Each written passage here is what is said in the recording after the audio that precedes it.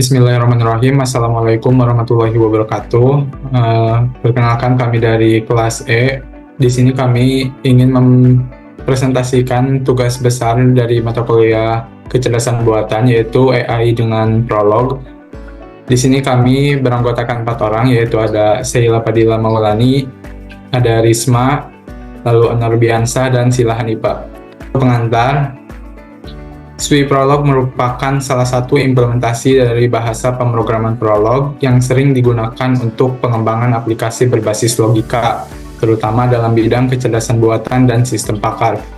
Prolog, singkatan dari adalah bahasa pemrograman yang berfokus pada representasi pengetahuan dan penalaran logis. Dengan menggunakan metode deklaratif, Prolog memungkinkan pengembangan untuk mendefinisikan fakta, aturan, dan hubungan di antara data, serta membiarkan sistem yang menyelesaikan masalah berdasarkan logika formal. Swi Prolog menyediakan alat yang efisien untuk mengembangkan sistem cerdas, seperti diagnosa penyakit, pencarian solusi berbasis pengetahuan, dan berbagai aplikasi yang memanfaatkan inferensi logis. Untuk cara mengunduh dan menginstal Swi Prolog, memasuki halaman resmi dari Swi Prolog, lalu mengklik download dan Swi Prolog, lalu pilih yang stable release. Di sini terdapat beberapa pilihan, kita bisa memilih sesuai kebutuhannya. Kebetulan saya sudah mendownloadnya terlebih dahulu, jadi tinggal buka aja. Pertama, saat membuka aplikasi Swi Prolog, kita tinggal next, lalu agree, ini dibiarkan tetap, di next, lalu diinstal, tunggu hingga proses instalasi selesai, dan aplikasi siap untuk digunakan. Untuk selanjutnya, akan dilanjutkan oleh rekan saya. Kepada Sheila Padilla Maulani, dipersilakan. Saya akan menjelaskan mengenai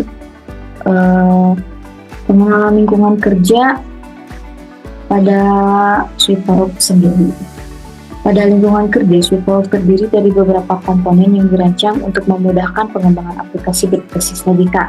Saat pertama kali dijalankan, Swi Prolog menyediakan antarmuka berbasis terminal yang memungkinkan pengguna menulis dan menjalankan query Prolog secara langsung. Fitur penting dalam lingkungan ini meliputi editor teks terintegrasi, debugger untuk melacak eksekusi program, serta pustaka standar yang mencakup berbagai fungsi untuk menangani struktur data, file, dan komunikasi antar sistem. Swi Prolog juga mendukung integrasi dengan editor eksternal seperti Visual Studio Code dan memungkinkan pengguna untuk menulis modul yang kompleks dan mengelola proyek dengan tingkat versi. Selanjutnya, mengenai soal kasus. Di sini kita menggunakan kasus dalam konteks diagnosis penyakit, di mana pasien seringkali merasakan sulit untuk mengidentifikasi penyakit yang mungkin mereka derita hanya berdasarkan gejala saja.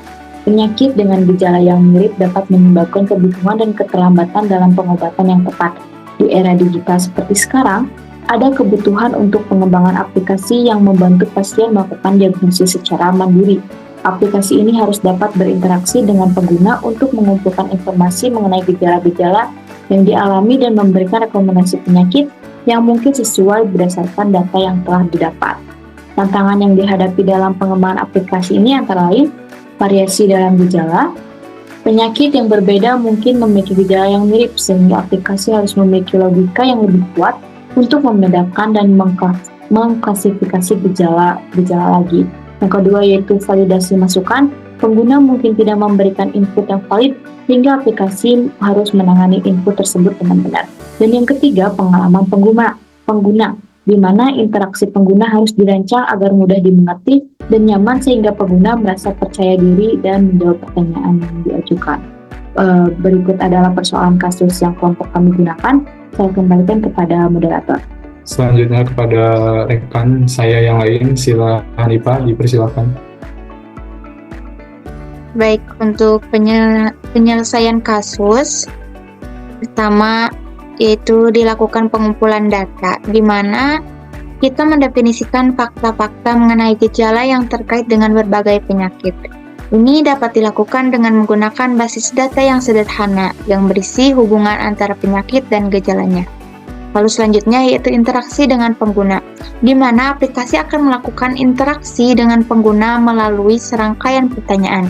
Tiap pertanyaan akan menanyakan apakah pengguna mengalami gejala tertentu, lalu input akan diambil menggunakan perintah read di Prolog, dan hasilnya akan diproses untuk menentukan apakah pengguna mengalami gejala tersebut. Selanjutnya yaitu logika diagnosis. Setelah mengumpulkan informasi dari pengguna, aplikasi akan menggunakan aturan yang ditetapkan untuk mencocokkan kombinasi gejala yang diinput dengan penyakit yang ada di basis data. Jika kombinasi gejala cocok dengan penyakit tertentu, aplikasi akan memberikan diagnosis awal kepada pengguna. Selanjutnya, penanganan kesalahan input. Untuk memastikan bahwa pengguna memberikan input yang valid, aplikasi akan memberikan pesan kesalahan jika input tidak sesuai. Aplikasi juga akan meminta pengguna untuk menjawab kembali jika jawaban tidak valid, sehingga meningkatkan akurasi informasi yang diperoleh. Selanjutnya yaitu output hasil diagnosis. Setelah proses diagnosis selesai, aplikasi akan memberikan rekomendasi penyakit yang mungkin dialami oleh pengguna berdasarkan gejala yang teridentifikasi. Jika tidak ada diagnosis yang cocok, aplikasi akan memberitahu pengguna bahwa tidak ada penyakit yang terdeteksi berdasarkan gejala yang diberikan. Dengan pendekatan ini, aplikasi diharapkan dapat membantu pengguna dalam melakukan diagnosis awal secara mandiri dan memberikan informasi yang berguna untuk langkah selanjutnya dalam pengobatan. Baik, selanjutnya dikembalikan kepada Risma. Baik, terima kasih atas kesempatannya. Di sini saya akan menjelaskan tentang program yang akan kita buat menggunakan SWI Prolog. Kasus yang akan kita ambil di sini yaitu tentang diagnosa penyakit. Langkah yang pertama yang harus kita lakukan yaitu membuka aplikasi SWI Prolog yang sudah kita install sebelumnya. Selanjutnya yaitu membuat file program. Nah, yang pertama kalian bisa klik pojok kiri atas, ada menu file. Selanjutnya yaitu ada di bagian menu ketiga itu menu new, yaitu untuk membuat file baru dengan penamaan nama file .pl, di mana .pl ini sebagai tanda bahwa file tersebut termasuk file Prolog. Setelah file dibuat, maka akan muncul tampilan seperti ini. Di page ini kita bisa memasukkan program-program seperti menambahkan fakta gejala, aturan untuk mendeteksi penyakitnya, terus fungsi-fungsi yang nantinya akan kita gunakan pada program ini. Nah, kami sudah membuat file prolognya, dan jika kalian ingin menggunakan file prolog yang telah kami buat, kalian bisa akses di deskripsi. Tinggal download file prolognya dan simpan di folder prolog yang sudah disediakan. Untuk membuka file tersebut, caranya cukup mudah. Kalian tinggal masuk ke SWI, terus klik pojok kiri atas menu file, terus pilih menu new, lalu cari dan pilih file yang baru saja kalian download. Kebetulan file yang kami buat itu namanya Tubes AI, jadi di sini kami memilih file Tubes AI. Setelah filenya dibuka, maka yang pertama kali kita masukkan yaitu fakta gejala-gejalanya. Nah, setiap baris ini memuat tentang penyakit dengan gejala yang lebih spesifik. Jadi satu penyakit ini memiliki berbagai macam gejala. Setelah kita membuat fakta gejala yang mungkin bisa terjadi ataupun yang bisa setelah kita memasukkan program fakta gejala yang mungkin terjadi pada user, selanjutnya kita akan membuat program aturan untuk mendeteksi penyakitnya.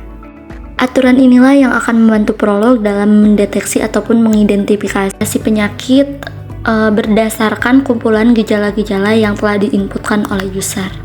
Langkah selanjutnya yaitu membuat fungsi untuk tanya gejala. Fungsi ini digunakan untuk menanyakan gejala yang dialami oleh user. Fungsi ini juga hanya menerima jawaban dari user berupa Y sebagai yes dan N sebagai no. Selanjutnya yaitu menambahkan proses diagnosis. Pada proses ini mengarahkan pengguna pada kemungkinan penyakit berdasarkan jawaban yang telah diberikan sebelumnya. Setelah aturan, fakta gejala, dan fungsi-fungsi yang telah kita masukkan pada program, jangan lupa untuk save terlebih dahulu program yang telah kita buat dengan cara klik file dan klik menu save. Setelah filenya disimpan, kita bisa meng-close terlebih dahulu dan lanjut untuk menjalankan programnya. Langkah awal menjalankan programnya yaitu di sini saya memasukkan input pwd titik, di mana input ini digunakan untuk mencari tahu keberadaan file yang telah kita buat. Perintah berikutnya yaitu panggil file yang telah kita buat dengan cara kurung buka, nama file, kurung tutup, dan titik. Masukkan proses diagnosis. Setelah proses diagnosis dimasukkan dengan perintah diagnosis titik, maka fungsi tanya gejala akan muncul dan mulai menanyakan gejala apa yang terjadi pada user. User dapat menginputkan jawaban sesuai dengan apa yang telah ada pada program, yaitu antara membalas dengan Y ataupun dengan N. Setelah berbagai pertanyaan diajukan kepada user, maka output dari program tersebut akan muncul kemungkinan penyakit apa yang diderita oleh user. Baik, dicukupkan sekian presentasi dari kelompok kami. Mohon maaf bila ada kata yang salah. Wabillahi taufiq wal hidayah. Wassalamualaikum warahmatullahi wabarakatuh.